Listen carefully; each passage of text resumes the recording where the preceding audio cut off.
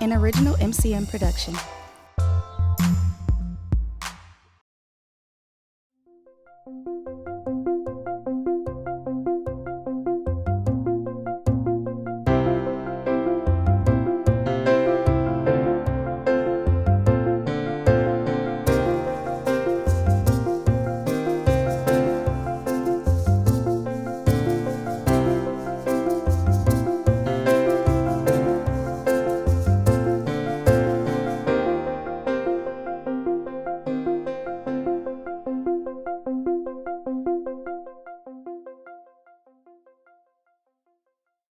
Now, for our invocation, I'd like to call upon Rotarian Tom Gale from SVN Hinz Commercial Real Estate. Thank you, President Joanne. We would be remiss if we didn't take an additional moment of silence in remembrance of the tragedy 36 hours ago in Las Vegas.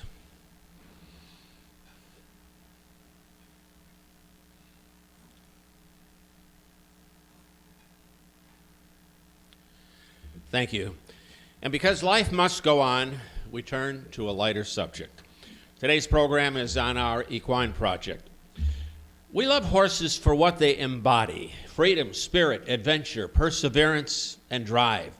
Horses are gentle, loyal, fierce friends, and ultimate travel companions who are willing to go the distance with you. The essential joy of being with horses is that it brings us in contact with the rare element of grace, beauty, spirit, and fire. A dog looks up to a man. A cat looks down at a man. But a patient horse looks a man in the eye and sees him as an equal. And finally, O Master, when his useful strength is gone, do not turn him out to starve or to freeze or sell him to some cruel owner to be slowly tortured or starved to death, but let him live his life in the kindest way. And your God will reward you here and hereafter, for he was also born in a stable. Amen.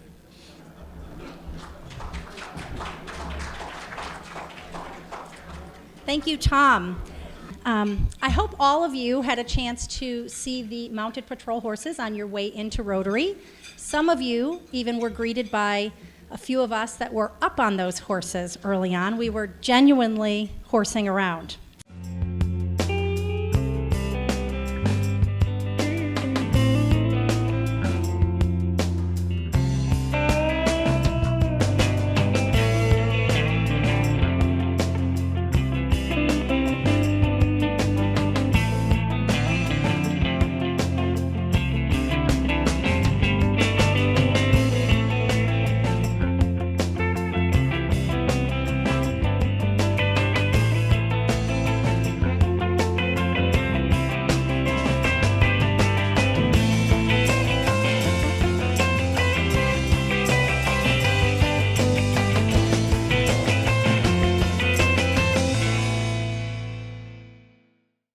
Now, let's get on to our exciting program. I would like to call upon Kent Laverne, who will set things up for you. Thank you. Good afternoon. As Rotarians and engaged members of the Milwaukee community, we are always concerned about how we can be safer and healthier in this region. As we see nearly every day in our world, unfortunately, these aspirations are not easy to achieve. Today we will learn more about a unique project emerging in our city that our club has decided to sponsor, the Lincoln Avenue Stables. This facility will be built on the near south side of our city and will house up to 12 horses for the Milwaukee Police Mounted Patrol, as well as up to 12 horses for therapeutic purposes. The facility will contain additional space to be accessed by everyone in our community, including an arena and convening spaces, and there is the stated intention to bring young people into this space on a regular basis. Although there are police mounted patrol units and equine therapy centers throughout the United States, this will be the first site in the nation to house these services together under one roof. On the surface, it may seem counterintuitive that the placement of 24 horses in the middle of the city can meaningfully contribute to our safety and our health as a community. Our speakers today will discuss in detail how this can and will be the case at the Lincoln Avenue Stables. So our first speaker is Milwaukee Police Chief Edward Flynn, and he will discuss the importance of the Mounted Patrol in Milwaukee how it enhances our safety in public spaces while actually maximizing the efficiency of law enforcement resources and improving the quality of the interaction between police and the public. We all know that police-community relations right now are very, very strained here and nationwide. And Chief Flynn will discuss the opportunity he sees through the Lincoln Avenue Stables for our police department to engage daily with Milwaukee's young people in a positive environment, not simply in times of crisis. So this time I'd like to ask Police Chief Ed Flynn to come to the podium.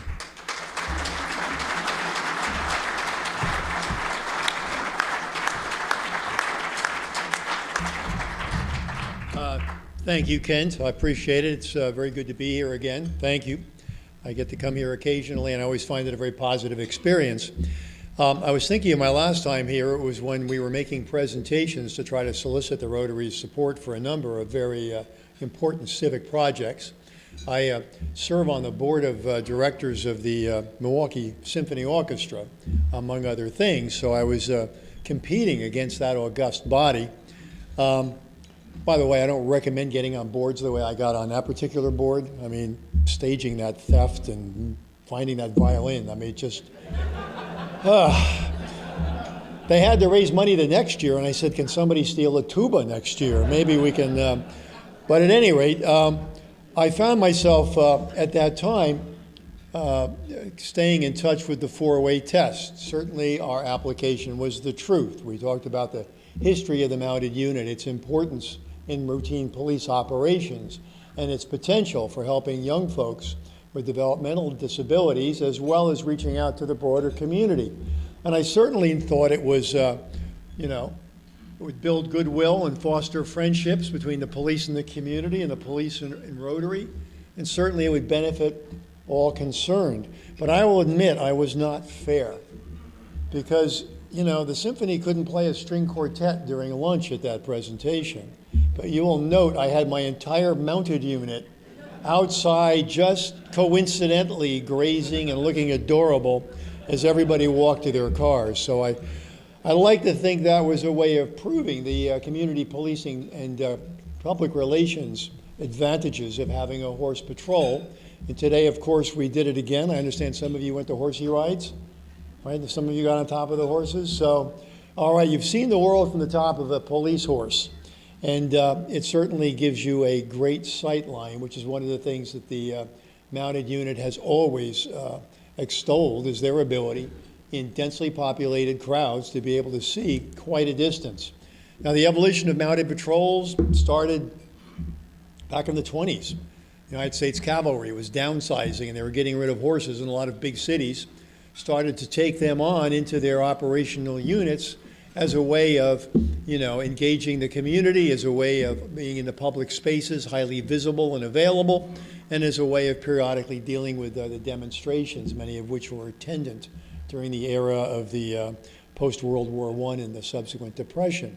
It was after World War II, however, the policing got more and more mechanized, and the police car, the radio car, the squad car became the essential building block of our ability to rapidly respond to calls for assistance and carry emergency equipment. And sadly, during that era is when we began to lose touch with the community because the foot officers, the neighborhood beat cop, found himself inside a squad car. The mounted units gradually were attrited because they had to get to those calls for service. And pretty soon we were entirely mechanized everywhere, but certainly we'd lost a personal touch when it came to policing. It really wasn't until the 80s and 90s that the police departments started to realize once again how important it was to engage directly with the community, to be approachable, whether that was a beat cop or a horse cop. And the horse cops have undeniable advantages when it comes to policing crowds. And certainly we have demonstrated that time and time again in just the last few years. We've gotten an awful lot of experience in this city policing demonstrations, and I'm proud to say that we have policed literally dozens of demonstrations without major incident, and that one of our assets has been the use of our mounted patrol.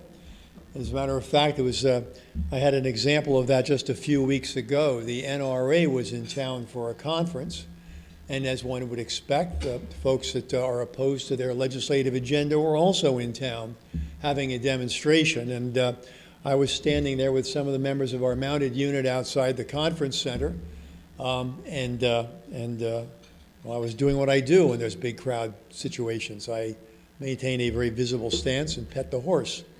But at any rate, as I was safely engaging in petting the horse, some of the demonstrators walked up and started petting the horses. And then there was a guy from the conference. I'll never quite know what his thing was, but he had like a Navy SEAL helmet on and a flak vest and a semi-automatic rifle. We're an open carry state, as you know. I felt much safer having him nearby. But he came over and petted the horse, and pretty soon the police and the demonstrators and the anti-demonstrators were all petting the horse.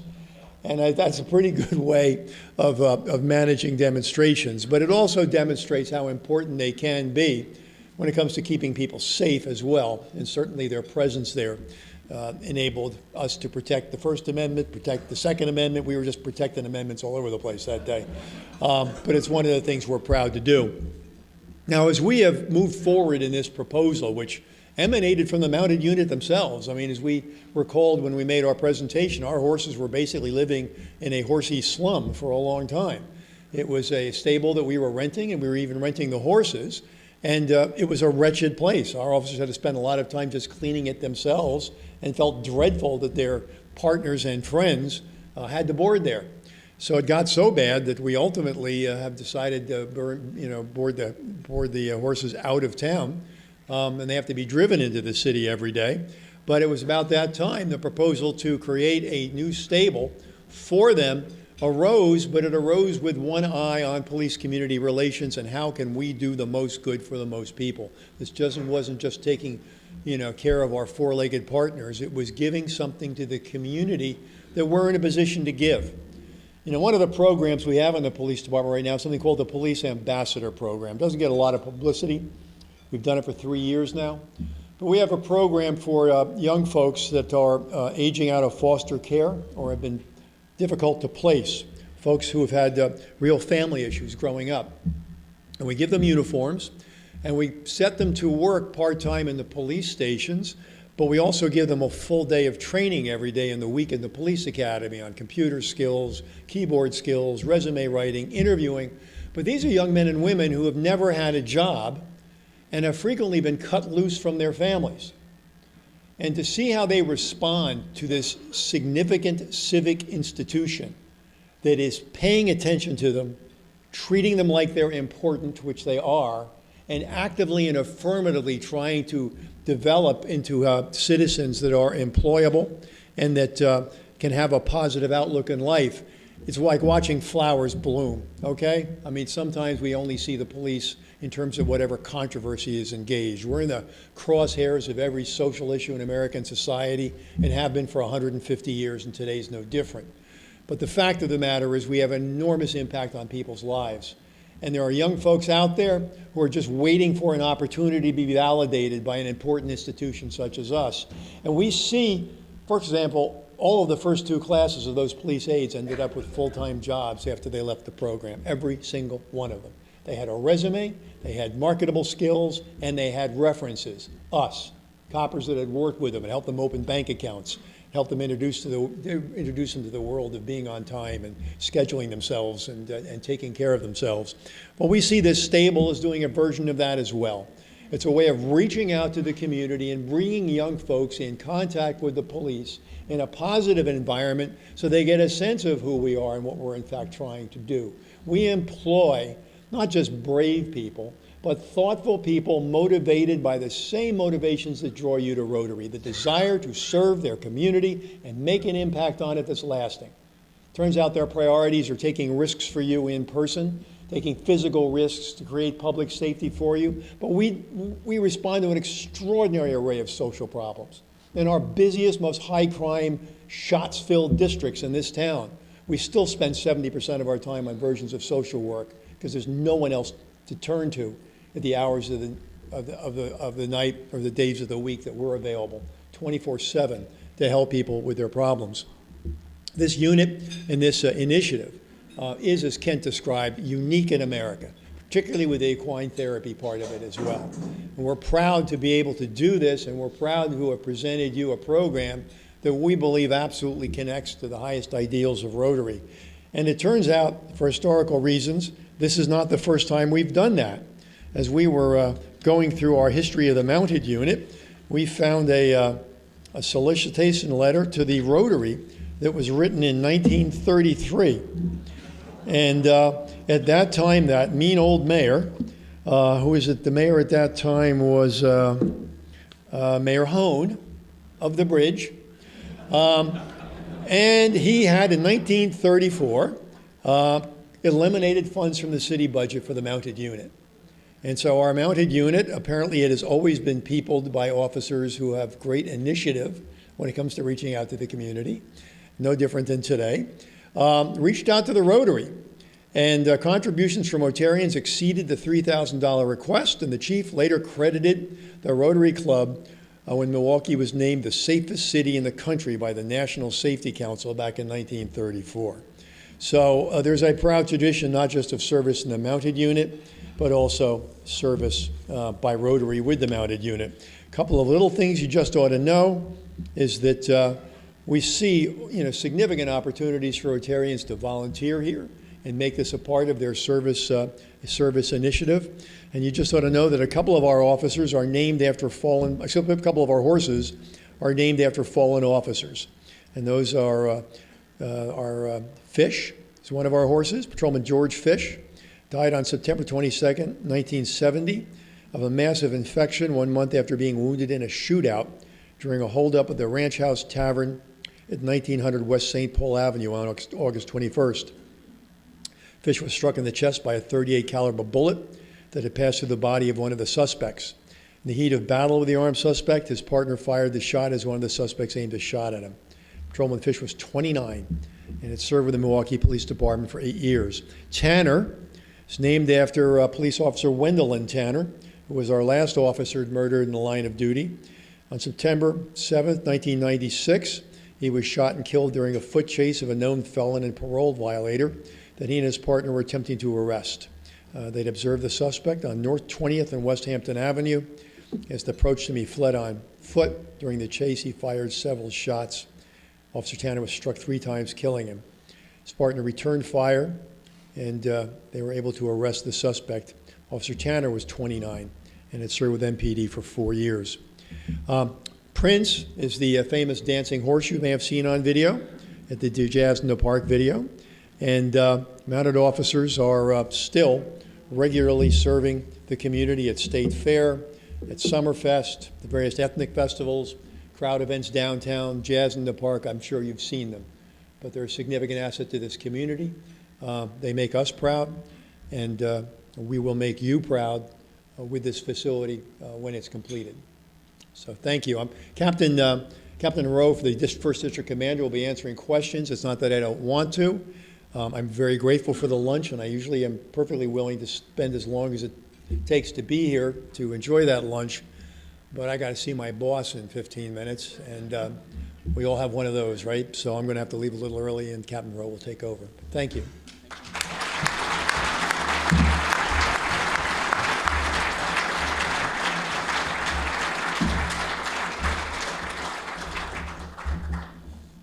Chief, thank you very much. Our next 2 speakers before we take questions are people familiar to all of you, 2 of our Rotarians. Rotarian Marianne Canter will discuss how the first Center for Equine Therapy here in Milwaukee County will benefit the health and well-being of some of the most vulnerable in our community, whether they suffer from physical or emotional trauma. She will describe in detail how services are delivered to those in need and how the central location of the Lincoln Avenue stables, which will be at First and Lincoln, will afford access to specialized care for many of our residents who could never, ever receive it. And finally, Rotarian Barbara Velez will speak to you then about the commitment of our club to this project. And as she does so, I'd ask you to keep in mind that we are literally on the ground floor of the development of the Lincoln Avenue stables. We have the opportunity as a club to greatly influence the public support and the ownership of this project. While the Milwaukee model is unique nationally, the project steering committee of community leaders, which includes Mark Brickman, Harris Turer, David Lubar, and our own Jill Pelisek, is following a template for financial sustainability that has been replicated in therapy centers here in Wisconsin and beyond. So with that, now I'd like to ask Marianne Canter to please come to the podium.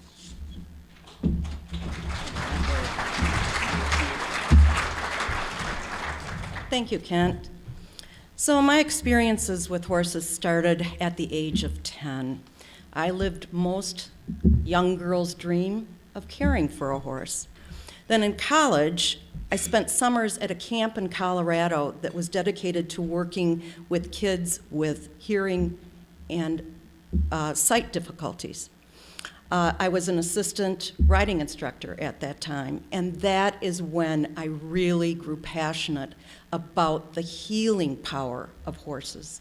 I was able to witness this when I was 20 years old and carry that through the rest of my life. I've been involved in equine assisted therapy programs, and something that you won't find on my resume is that I'm actually a certified equine massage therapist. Yes, I massage horses, and I love it. I love it. But I'm here today representing Rotary on the Equine Assisted Therapy portion of the Lincoln Avenue Stables project. You heard from Chief Flynn about the Mounted Police Patrol end of it. Now you're going to hear about the Equine Assisted Therapy portion. Over the past couple of months, I've been conversing with Rotarians, sharing my excitement about bringing an assisted therapy program to this urban location. Yet, as I've shared with Rotarians, I've noticed something in return.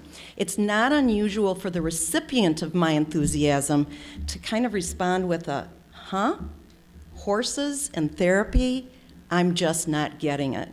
So, before launching into the program itself at Lincoln Avenue Stable Project, I'm going to start with some basic background information about equine assisted therapy, what it is, and how it can be transformational for many individuals facing physical, cognitive, and emotional challenges, from helping children with physical limitations to being a valued resource for veterans with PTSD. There's no shortage of research on the neurology and biophysics of the mind-body connection. Our brains are constantly communicating with our bodies, assessing our surroundings, and making adjustments. Yet in some people, those assessment and compensation pathways are impaired, either permanently or temporarily. The movement of a horse is a natural elixir. When a person is positioned on the horse, the body gains strength through its adjustment to the rhythm and the motion of the horse's gait, bringing communications between the body and the brain into better coordination. This rhythm is a powerful force. So too is the confidence from striding on top of an animal. To demonstrate what it's like, I'd need to show you with a horse in the room, and since that's not possible, I'm going to show a short clip of a video. Today, horses have a wide range of roles in society, from providing pleasure rides to competitive events, law enforcement, to legs to take us into the wilderness. The horse-human partnership has influenced the course of history, and recently the horse has taken on a new role. Welcome to Equine Assisted Activities and Therapies, the fastest growing equine industry in the country, where the horse helps to heal our minds, strengthen our bodies, and invigorate our spirits. Hippotherapy is a powerful intervention which is helping individuals achieve physical, sensory, and cognitive goals, but it's also helping to erase some of the social stigma for individuals with disabilities, providing a normalizing activity that their peers may not have the opportunity to do. With Emma riding Marianne, doing this hippotherapy and getting the core strength she needed to stand up on her own did help her take her first step.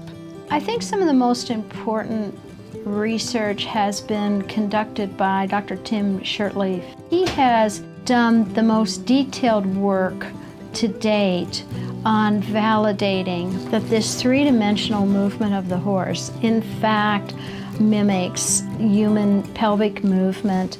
When she first started here, she could not hold herself up on the horse by herself. The three-dimensional movement of the horse is constantly challenging the balance and the stability in a very intense, highly repetitive manner. So if you can pay attention, catch and throw a ball in the hoop, go through a course, well, you're riding a horse, then you're going to be better able to do that When you're on the playground, you're going to perhaps be better able to pay attention in the classroom, and on it goes. I think a lot of it is that the horse is not a static object like the floor. The child is not working against a static object. The child has to continue to respond to his environment, and that environment is moving around. It's fun, and then when you get up there, you feel like free, and I always like to be independent.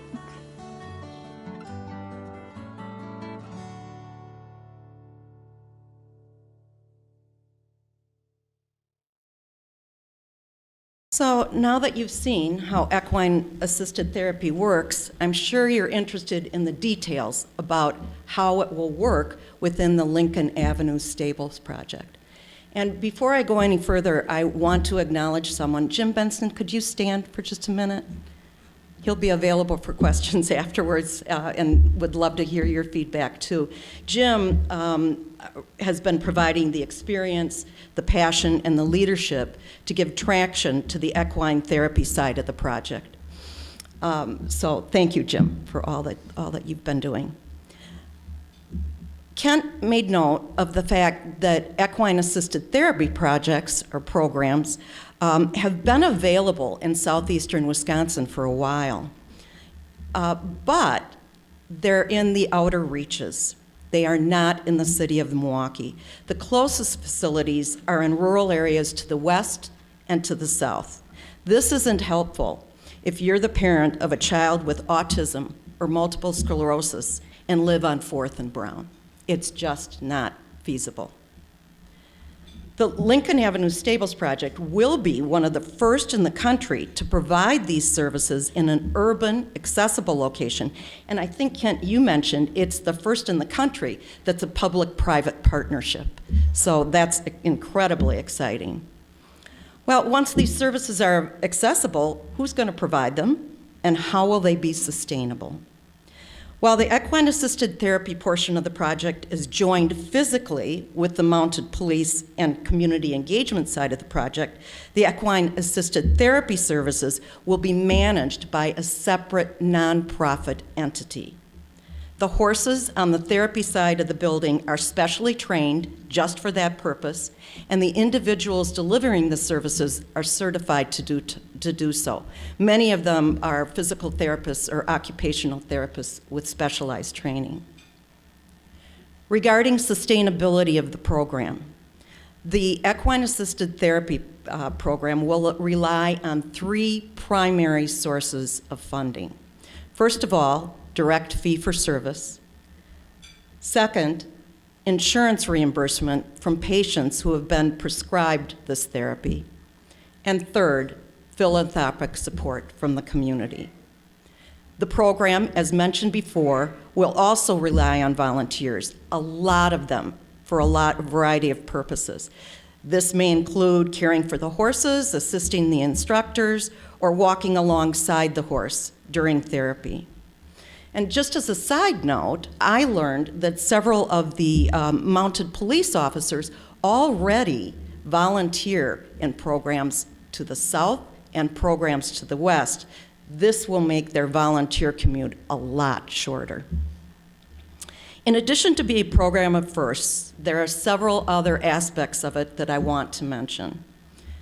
From healthcare entities to regional universities, interest is high in collaborating with the Lincoln Avenue Equine Assisted Therapy Program, much like it is on the community engagement side of things.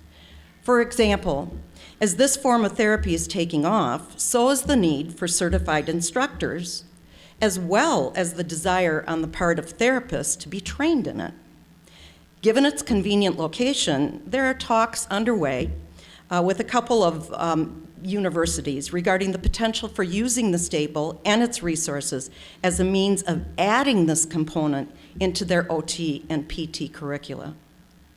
And as you saw in the video clip, interest is high with Children's Hospital and other healthcare providers for this urban accessible option for therapeutic riding.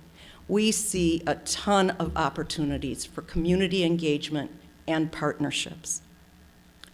There's little question that the Lincoln Avenue Stable Project will have a positive impact on many issues facing Milwaukee residents. And as Rotarians, many of you are already asking, how can I help? Well, as time progresses, there will be plenty of short-term and long-term opportunities for Rotarians to volunteer. But for now, I'm going to bring Barbara Velez up, and she'll explain where your support is needed today.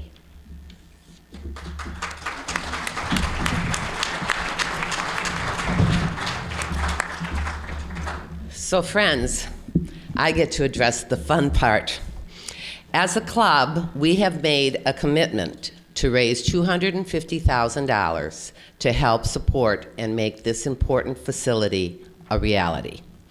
36 fellow Rotarians have already stepped up and pledged nearly $112,000. So we've been in our quiet period, those of us who are in fundraising understand, and we're nearly finished, but we're not done. To meet this goal, we've had several Rotarians who have donated $10,000 each, and they bear recognition. George Mosier, Scott Haig, Jill Pelisek, Cole's Philanthropies in honor of Joanne Anton, and Charlie James have each pledged $10,000. I'm also one of, thank you. I am also one of those who has pledged to this project.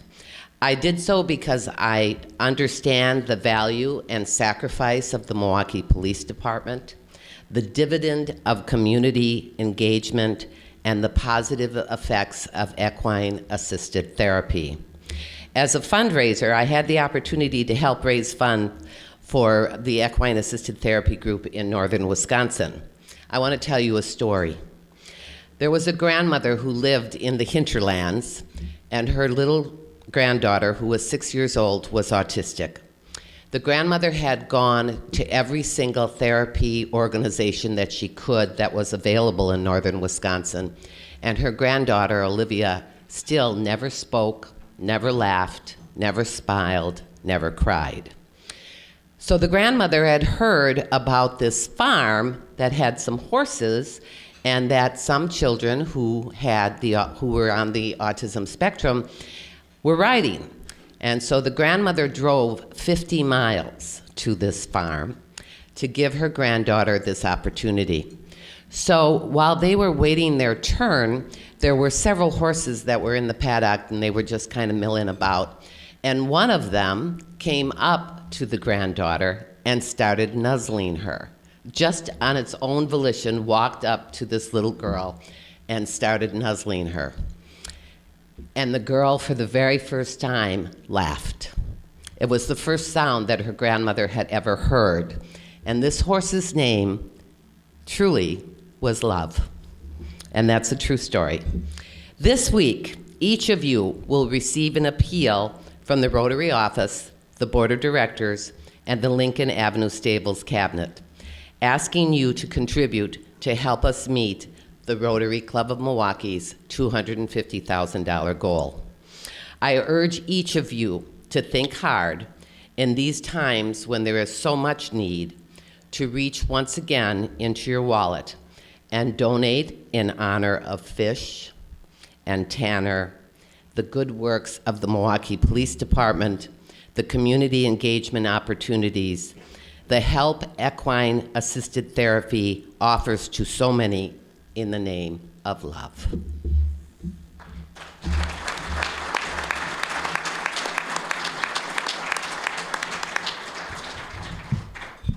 Okay, thank you, Barbara. At this time, we'd like to open it up for any questions. Yes, Chris. Yeah, I appreciate that you asked that, and I'd like Captain Rowe, who has been in charge of that particular facet of this project, to speak to that with more detail. Yeah, the question was, I apologize, the question was about the community engagement piece. You heard us allude to that, and the chief referenced it as well as an important part of this project for officers to engage with youth in a more positive environment. There is a detailed plan that goes along with that community engagement title, and Captain Rowe has designed that, and we'll talk about it. So thank you for the question. We envision a couple components. Once the stable is built, it will give us a physical place that will allow us to engage in the community. We anticipate that we would be able to have school-age children come there for a field trip where they would be given the opportunity to learn about horsemanship, to learn about the various type of horses, how horses are used, the facets of stables and saddles and everything you can imagine about horses. They would also be given the opportunity to actually interact with the horses. The young children would not be allowed to ride the horses, but they'd give a chance to interact with them as well as interact with the police officers. We also have a family component in mind that would be on the weekends or in the evening or during the summer where parents would be able to bring their children in. Much along the lines of the Boy Scout, there's actually a horsemanship patch that they would also get to learn about the horses, about horsemanship, have an opportunity to interact with the horses, have an opportunity to groom the horses, feed the horses, and kind of learn about that bond. The one that interests me most would actually be for the older, the high school age students, the students that we know are at risk, to allow them to come and in addition to learning about the horses, they would be able to work with the officers and hopefully a mentorship bond would form. Give them a chance to see what it's like to work in a stable and have that friendship, with the horse as well as the officer. So those are some of the components that we've talked about, as well as even a summer school type camp program in the summer. So some of those feeder opportunities could be through schools, of course, as mentioned. Other groups that we've already reached out to as possibilities would include Safe and Sound, would include Boys and Girls Clubs, would include a group like Running Rebels, which is a very effective and popular urban youth group in terms of some of the older kids that Captain Rowe was referencing, in order to develop with them a little bit more of an ongoing relationship beyond just a day down there that perhaps might be suitable for other classes or groups of children. So I think we're intending to have a varied array of programs with regard to youth. Yes, Ted. The question is the number of children that we believe we'd serve over the course of a year, and the answer is estimated to be 20,000 during the weekdays. Now, of course, if we have, and because we're envisioning programming to occur almost daily there during the week, now if you had relationships with kids that were repetitive, it would not necessarily be 20,000 different children, and I believe, Captain Rowe, you estimated somewhere in the neighborhood of 5,000 or so through weekend work as well? Correct. Assuming a typical class size of 30 to 40 children and a field trip, we were estimating about 20,000. Other questions? Yes. So the question relates to service fees and the availability of the therapeutic programs, not only for children, but also for adults, and particularly for people of low income. Yes, these programs typically are on a sliding scale, although many of them have insurance, and it was prescribed by a physician, an occupational therapist, a physical therapist, so that covers that as well. But that's where some of that philanthropic support comes into play, Jenny. It's seeking and maintaining funds from the outside for those who can't afford to pay for those services. Regarding adults versus children, Jim, in the beginning, is it children? So equine assisted therapy programs tend to attract younger people, but it isn't exclusively younger people. And if you recall in the video, they talked about the gait of the horse. When a person rides the horse rocks the human pelvic bones in such a way that it mimics the human gait. So for instance, you could take and teach an elderly person who has suffered a stroke to walk again through riding on a horse with the professionalism of a physical therapist. It's a very effective means of learning how to walk again. And sometimes it's not only the riding of the horse, but it's being around the horse. And there are programs where actual counselors, therapists get involved too. There are just so many different branches on the therapy side. With the Lincoln Avenue Stables project, we recognize the need to focus in the beginning, but there are just a world of opportunities out there for growth in the programming as the program itself develops. You know, veterans groups actually take groups of veterans suffering from PTSD and let them receive equine therapy right now. That's very common. I can tell you that Sojourner Family Peace Center locally has taken groups of offenders and had equine therapy with them in outlying counties and have seen some real success there too. So again, we're talking about not only people suffering from physical challenges, but certainly emotional trauma as well. It can be a very effective response to that. Other questions? Frank? Where do the horses come from, and then what's the mechanism for training them to do these various horses? Are you referencing the equine assisted therapy horses, obviously? Well, obviously the police have their mounted patrol, and they're trained in one way. The horses on the equine assisted therapy side are obviously not the mounted patrol. They actually are, they're selected based on certain variables and certain mannerisms with the horse. So in many instances, they're donated, and in programs, there's a wealth of people who want to donate their horses, but not all horses fit the mold for selection. Most of our horses were previously carriage horses, so they were used to being downtown in an urban setting. And of course, we have to pick the most gentle ones. Yes, John. What's the average age of a horse that's submitted to your children's program? The question is the average age of the horse in these programs. In the, well, as I said, so many of them are donated. They may have been they may have had a different life previously. So I don't know if there's an exact average age, but they typically are, getting up there in years. Yes, Steve.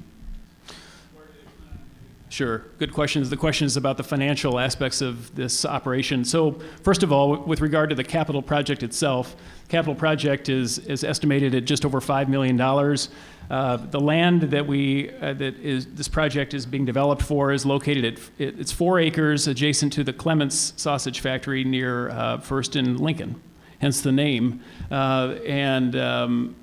So that land has been donated by the city to the project. Environmental remediation has occurred on the site this summer and fall. That was a grant from the federal government as well. And then the police department and the city is committed to a 30-year lease for the property itself, for the premises itself, which will be a 30,000 square foot building that encompasses some of not only the stalls and the stables, but the arena, other rooms as well. Beyond that, there is a pro forma that has been developed because, of course, the police will have its own staffing that they're committed to already. They have the Mounted Patrol unit. They have personnel who will take care of the management of the facility in terms of keeping it clean. It's important to understand that the District 2 police station is 2 blocks away from this location, this site, so that enhances the ability to secure the site. And there are plans developed with regard to adding staff for the overall management of the facility then, because there will be a board overseeing the facility, engaging in a lease with the police department for the entire site. The police department will then engage in a sublease with the 501c3 that will provide the equine therapy services. And so it's envisioned that as the project ramps up, there will be a need for an executive director, for a program director, and those funds traditionally have been generated through philanthropic outreach. That's the model that has made other equine therapy programs very successful across the country. An example is that it's very easy, apparently, to have a sponsorship donated by individuals for every one of the horses on the site. That's a very quick way that other centers have raised money to maintain the sustainability of the program, in addition to the fees for service that are charged as well. So I would say the mapping for this goes out about 4 years of projections for the increased ability to provide services and enhance the staffing that need to go with it. I think that's a perfect place to end, folks, because we're running low on time. Thank you.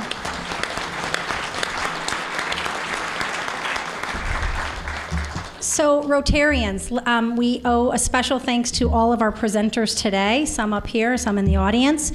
This is our moment in time. Rotary, every few years, finds something amazing to do and look forward to, and does it, and then keeps it in its portfolio for years to come. This is no different. This is a really special opportunity, and we're really looking forward to the official launch, which you have just borne witness to. I'd like to thank the people who have helped us get almost halfway there already. And now we're launching the campaign to the rest of Rotary and asking for your help. We are making it available as a 3-year pledge. I personally have already done that. Senator Cole, my boss from Herb Cole Philanthropies, also pledged to this effort, but also provided a significant gift separately to the Lincoln Avenue Stables as well. We just saw it as a really unique opportunity for giving in this community and partnerships to occur. So I just want to ask everyone to think long and hard and get ready, because we're going to send you all a letter explaining in further detail everything you saw today, and we hope to hear back from you soon. With that, our meeting is adjourned.